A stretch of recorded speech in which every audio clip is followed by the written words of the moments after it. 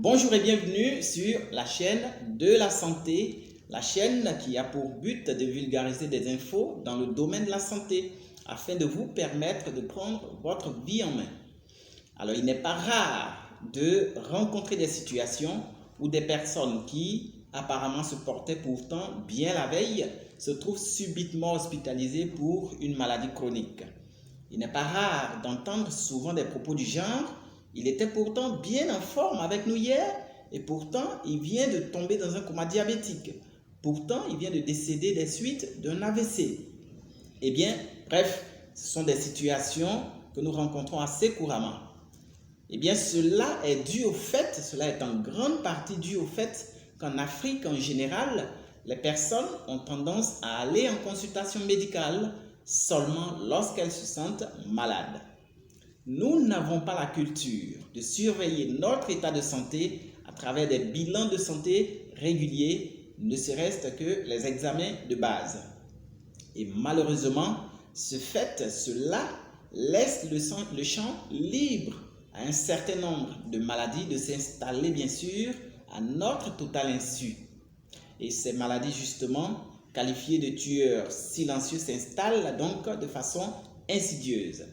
Et généralement, les premiers signes d'alerte n'apparaissent lorsque tout l'organisme est miné.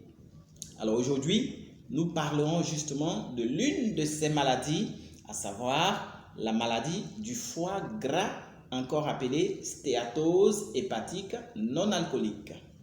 Alors qu'est-ce que la stéatose hépatique non alcoolique? La définition elle est simple, c'est une inflammation du tissu hépatique, bien sûr associée à des lésions cellulaires. Qu'est-ce qui est à la base de ce syndrome? Alors lorsqu'une personne a une alimentation déséquilibrée, c'est-à-dire lorsqu'une personne consomme trop de gras et trop de sucre, cela va entraîner une accumulation progressive donc de graisse et finalement cette personne va développer ce qu'on appelle un foie gras, c'est-à-dire que le foie est gorgé de graisse. Et finalement toute cette graisse et cette inflammation vont finir par abîmer le foie qui va finalement devenir similaire au foie d'un alcoolique. Quels sont les facteurs aggravants de cette maladie? Alors les facteurs aggravants, vous avez la consommation abusive des sodas et du tabac. Les sodas sont des boissons qui sont justement bourrées en sucre avec une concentration de près de 9 cuillères à café par canette et tout ce sucre va finalement se transformer en graisse dans le foie. Quelles sont les complications de la maladie du foie gras? Alors notre foie étant le chef d'orchestre de notre santé globale, cette maladie va miner de façon progressive l'immunité et l'organisme tout entier et peut aboutir à des complications telles que l'infarctus, telles que même la cirrhose et même le cancer de foie.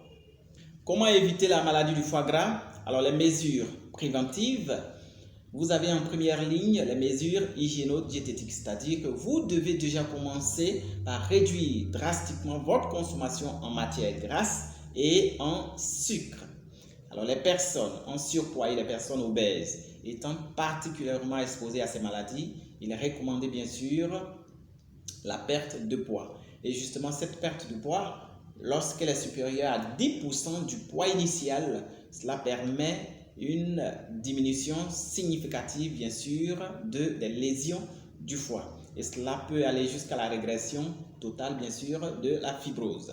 Les exercices physiques permettent également de réduire drastiquement la graisse dans le foie. Pour vous permettre d'éliminer la graisse dans le foie et de maigrir efficacement, nous avons justement préparé pour vous un programme complet dans lequel nous vous suivons jusqu'à votre objectif de poids. Alors vous avez accès bien sûr à ce programme en cliquant sur le lien que je vous mets juste dans la description de cette vidéo. Ceci dit, je vous dis merci pour votre attention et à nous revoir donc dans une prochaine vidéo.